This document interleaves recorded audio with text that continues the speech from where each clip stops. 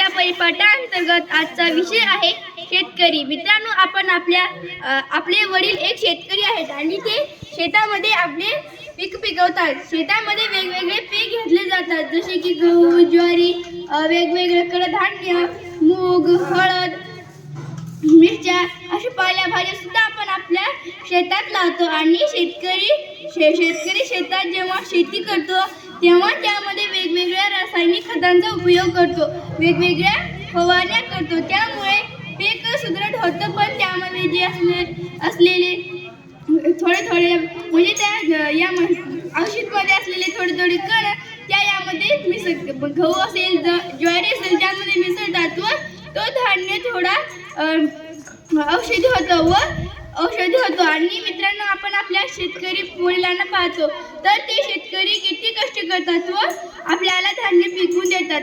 शेतकरी शेतात कष्ट करतो, बिया लावतो, त्यानंतर पीक येतं. ते पीक शहराच्या ठिकाणी जाऊन विकतो, बाजारात जाऊन विकतो आणि पीक म्हणजे पैसे घेतो. व आणि आपण काय करतो, आपण जे शेतकऱ्यांनी केलेली मेहनत आपण वाया घालतो.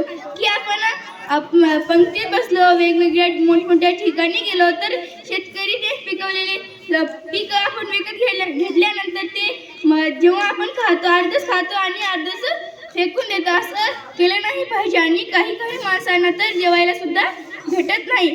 व एखाद्या वेळेस शेतकऱ्यांना कमी उत्पादन झाल्यामुळे त्यांना पैसे सुद्धा कमी भेटतात व काही भेटतात. आणि काही शेतकऱ्यांना कमी पीक झाल्यामुळे काही शेतकरी तर आत्महत्या सुद्धा करतात. त्यांनी तसं केलं नाही पाहिजे. व जेव्हा शेतकरी शेतामध्ये खत टाकतो त्यामुळे जमिनीचा प्रदूषण होतं. प्लास्टिकमुळे सुद्धा जमिनीचा प्रदूषण होतं. आणि जास्त आपण खते वापरले नाही पाहिजे. जर आपण खते नाही वापरली तर आपल्याला कमी पीक येईल, पण आपण खतं वापरले नाही पाहिजे.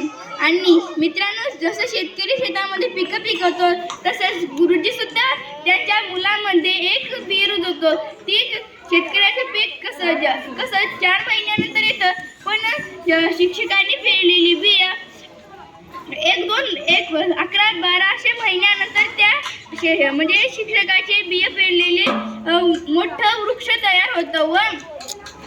व आणि असेच गुरुजी त्या मुलांमध्ये बिया पेरतात. जे की प्रयोगशील शिक्षक असेल, त्यांना मुलांमध्ये काहीतरी दिसत असेल तेच पेरतात, म्हणजे तेच त्यामध्ये बिया पेरतात. आणि आपण शेतकऱ्यांचा आदर केला पाहिजे. धन्यवाद.